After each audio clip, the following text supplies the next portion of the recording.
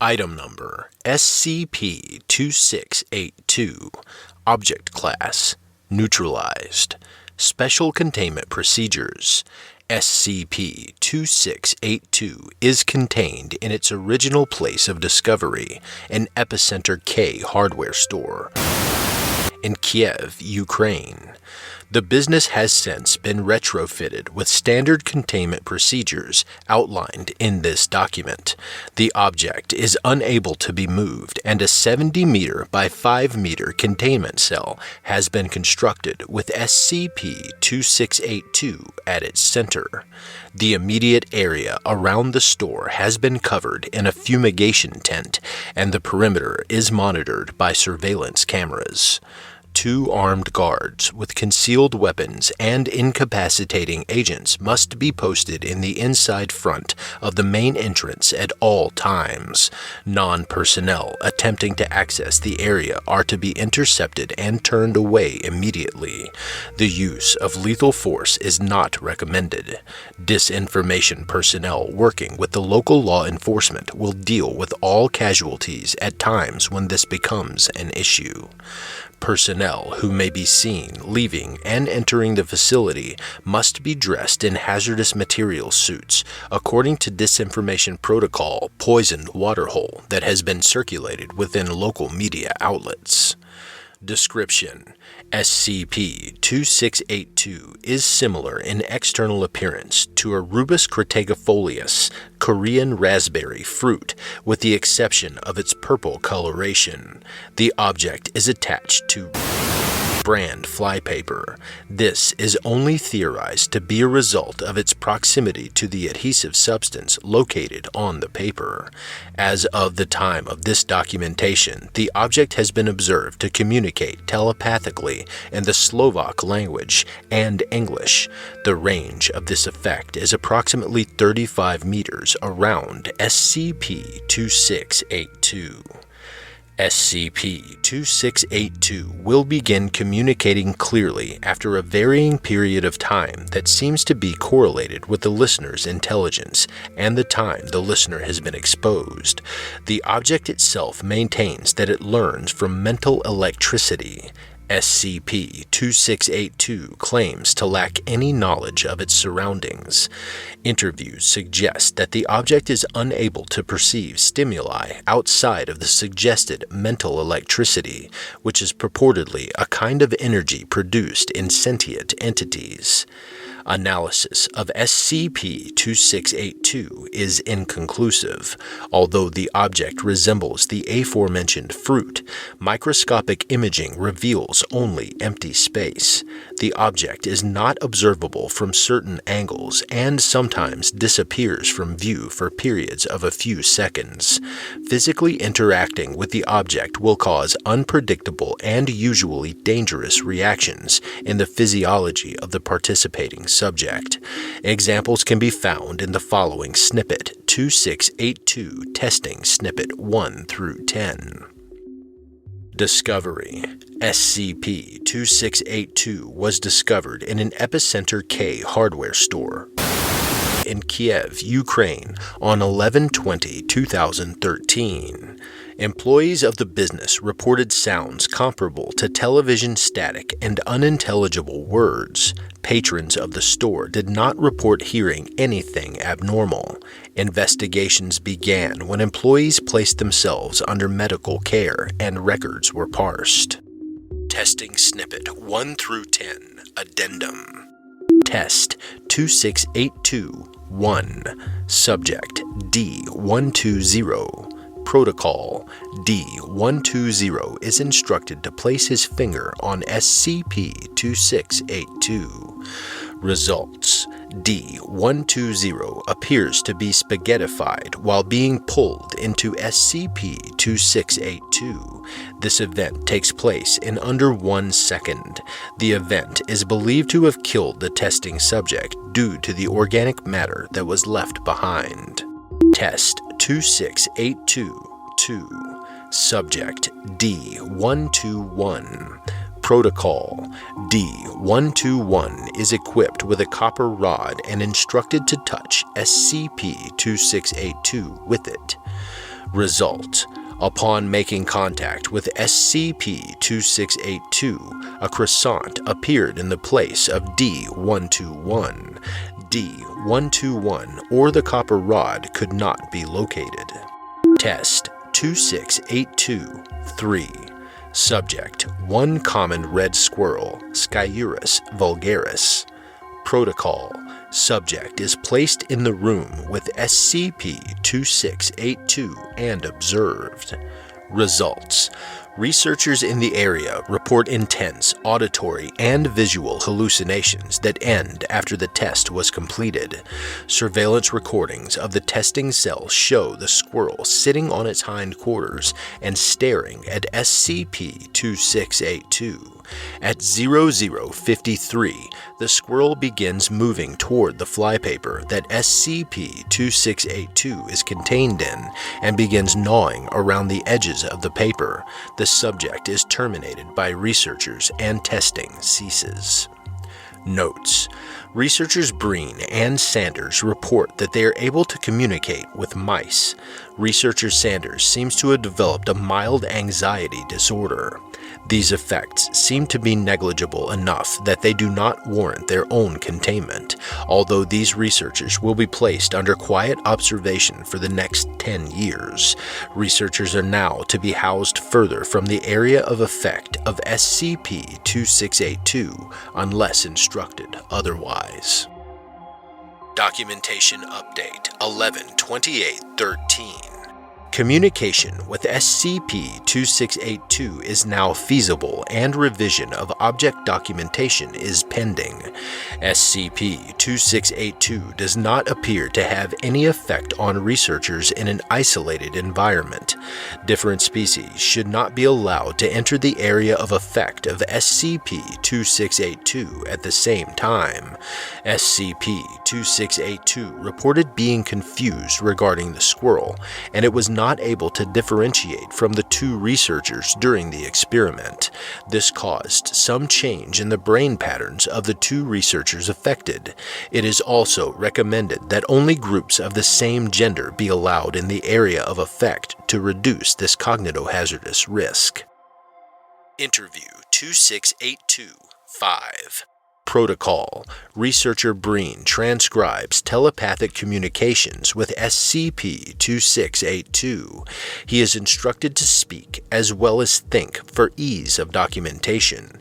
Researcher Ortega is also present for fact-checking purposes. Can you hear me now? In my head, yes. Sweet. Does you understand me well? Yes, you're communicating clearly. We're getting the same information. It's good. I'm still learning, but I hope I can speak English well enough. Listen, whatever you are, you're probably wondering who I am. I'm going to explain. What happened to the men you encountered earlier? My fault. Did something happen? I don't really know what I'm doing. Where do you come from? Sorry, I should have said that first. It's a bit awkward explaining this. Most of the time, the electricity isn't very receptive, but you're all easier to talk to. That's fine. Continue. I'm from the limbo. Please clarify. Sorry again. It's a name for the spots in between the mesh. Mesh? Would you mind if I started from the beginning? No. Thanks. Okay. Well, the sun that birthed our planet was born itself 90 trillion years ago. There was a large cloud of gas and a distant spiral arm of the big... Can you begin a bit later? Let's talk about you recently. Sorry. Wait, too early? Height of our civilization. Is that a good starting point? Okay, good, great. Sorry again. Yes. Okay, at a certain point in our history, the philosophers were searching desperately for new knowledge. The problem was that we had gotten so far already, and with the knowledge gathered, there was nothing left to know. No questions to ask, save for sensitive things. Even the study of wisdom had reached its end.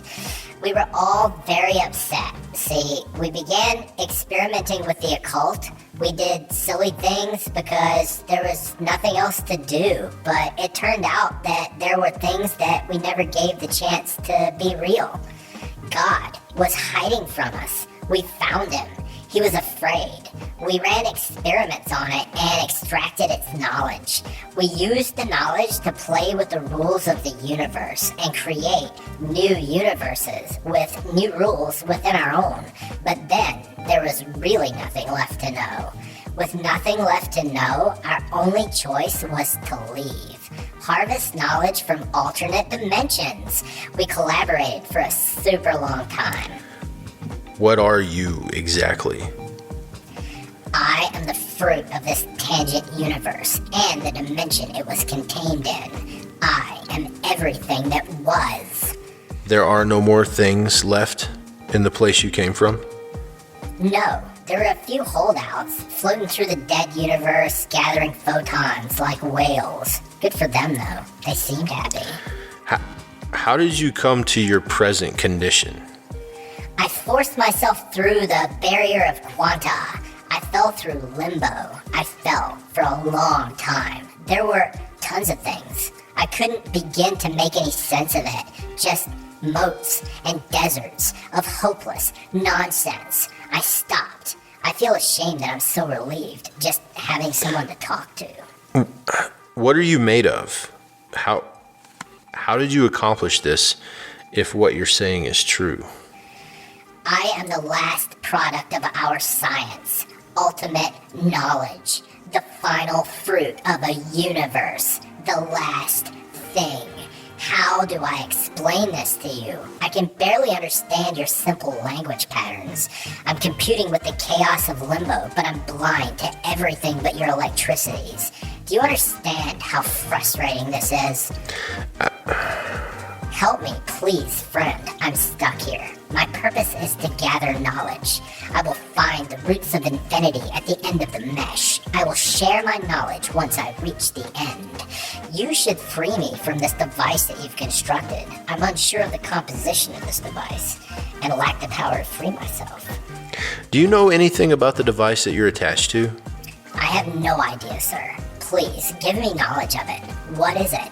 How do you find the means to contain something you never knew of? This is mind-boggling. How have you dulled my extroverted sense? What is this material that causes this kind of stillness?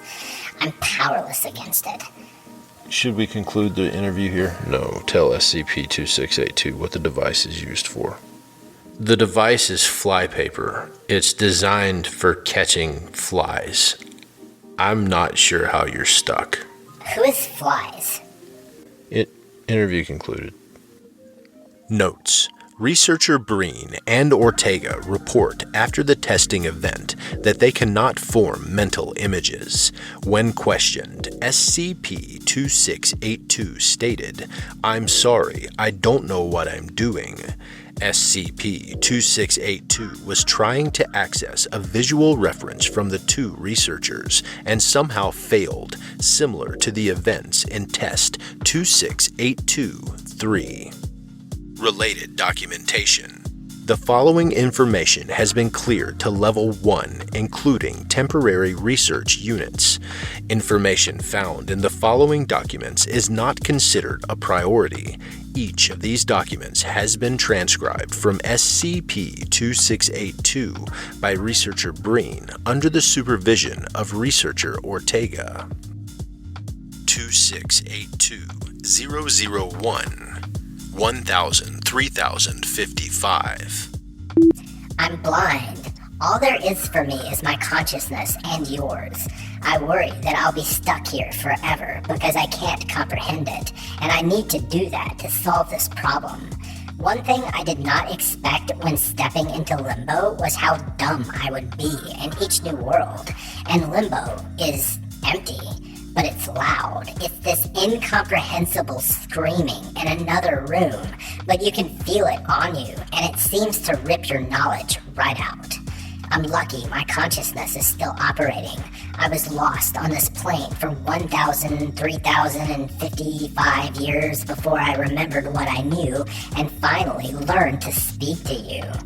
You tell me this device is used for capturing buzzing winged entities? Winged allows flight? Erratic flight?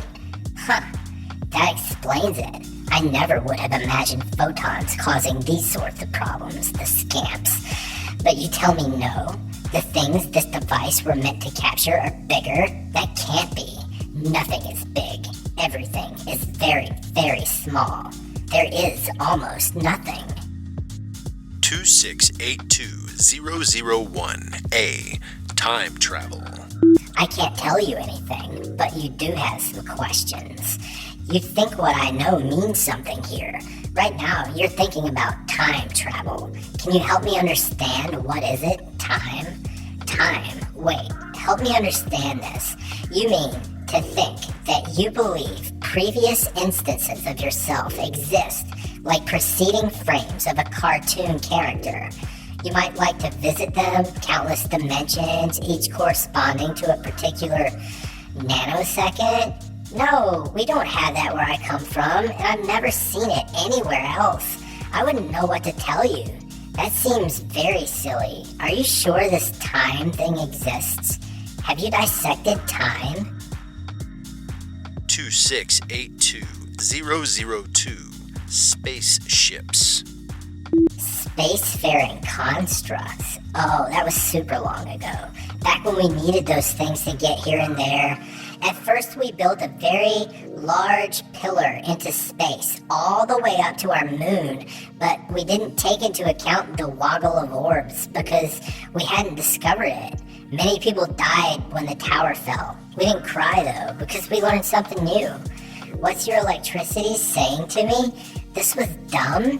Dumb. Being not smart. Well, of course it was dumb, yeah. We're all dumb until we know, and then we're a little more dumb.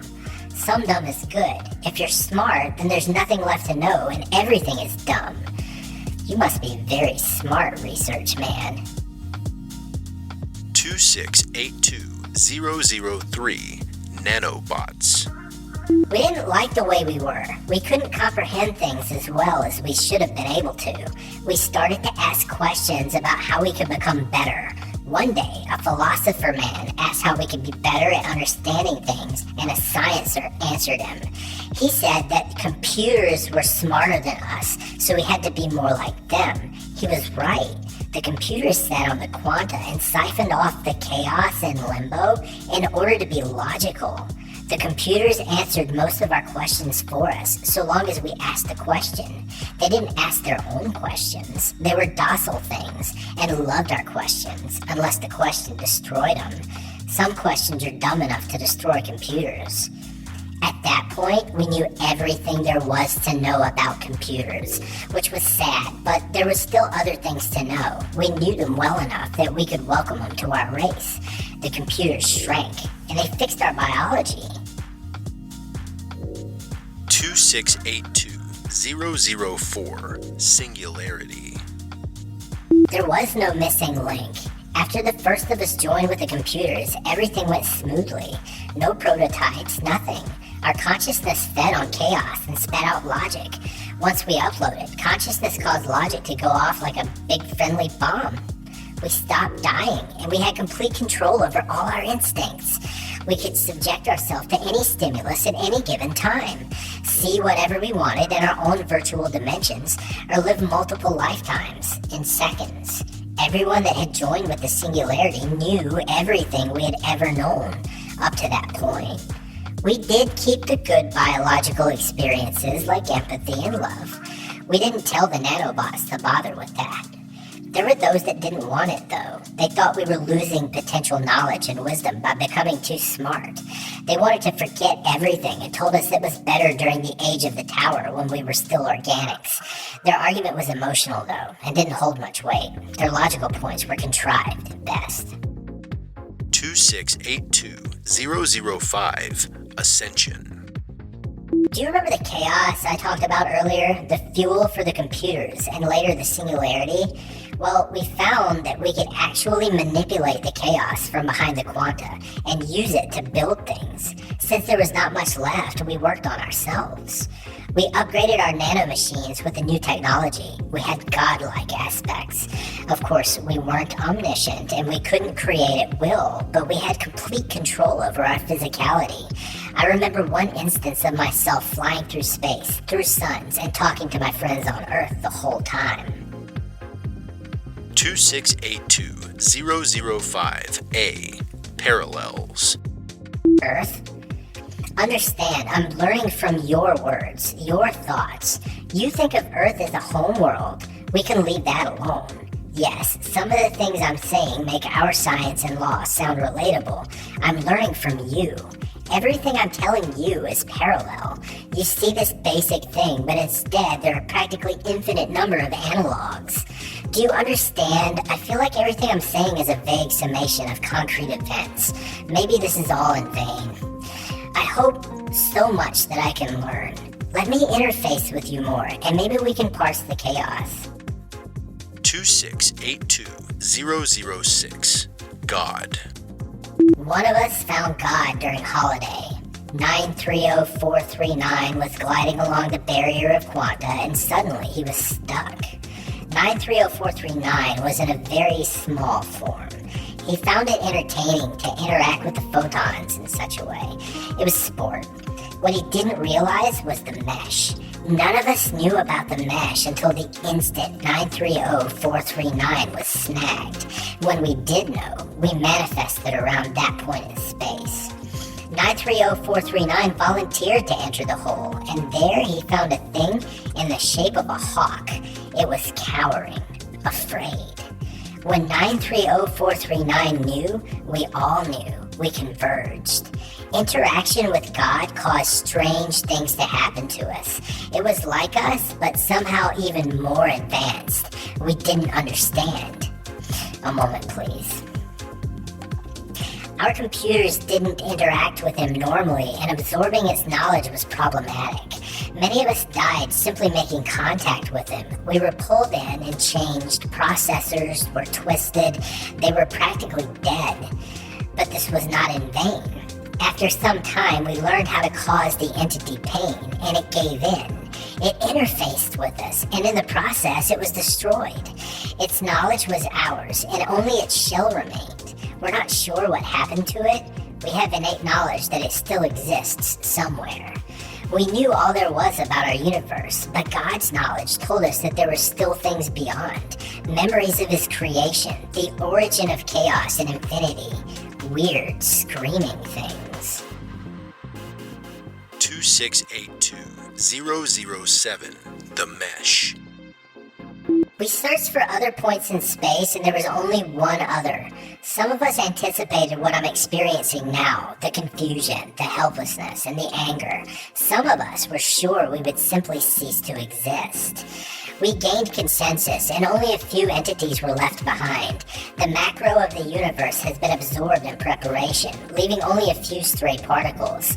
The others were content in the fact that they could survive on this and be happy in their virtual reality while they traveled through dead space.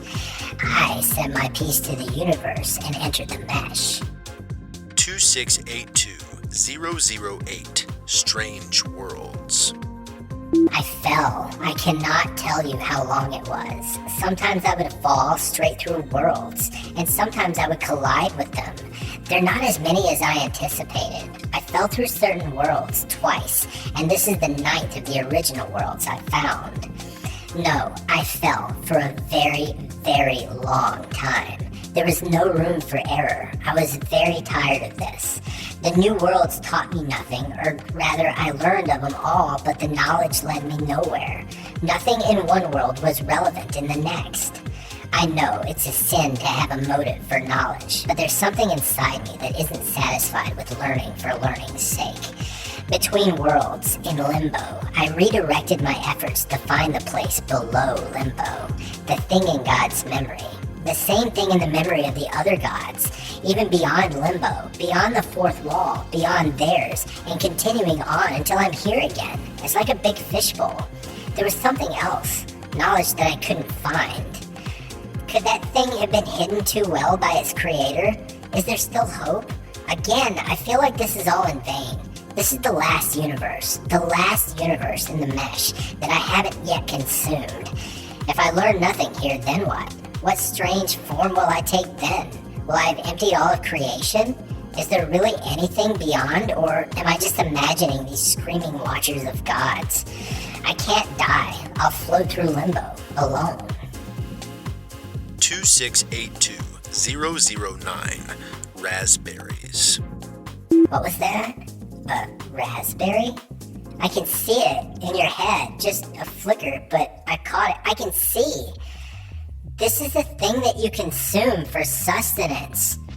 Give me a moment to make sense of everything. Mouths, homeostasis, chemistry, physics, quanta, strings. Yes, I understand now. I can hear them screaming. I can hear them howling and laughing at me. I can hear your mocking. You say I am the food. I'm afraid you're wrong. You will be the fruit of knowledge, not me. I can hear them from beyond limbo, how they laugh. But they hear me laugh. I figured it all out. Oh God, finally, I can know everything. It begins with raspberries. Addendum A, 12/5/2013. SCP-2682 began shifting in appearance 3 minutes and 23 seconds after the recording of log 2682-009. An elongated mouth similar to a primate's attached to what appears to be a rudimentary esophagus extends from its center and begins circling around the containment area. Surveillance cameras show featureless black eyes appearing on the upper lip of the mouth at 402. The entity continues circling the room and rests, facing in the direction of SCP-2682. The mouth is seen moving toward SCP-2682 at high speeds before surveillance cameras lose power for reasons currently unknown. The room was investigated afterwards, and SCP-2682 could not be found. If you like this podcast, subscribe and share it with the community. You can find it on iTunes, Spotify, and Google Podcasts under Kelsey Narrates. You can listen early, get episode updates, exclusive access to podcast production logs, and other behind-the-scenes content for as little as $3 a month through patreon.com/Kelsey Narrates. Credit to the original author, Famine Pulse. Content relating to the SCP Foundation, including the SCP Foundation logo, is licensed under Creative Commons Sharealike 3.0, and all concepts originate from scpwiki.com and its authors. This recording, being derived from this content, is hereby also released under Creative Commons Sharealike 3.0.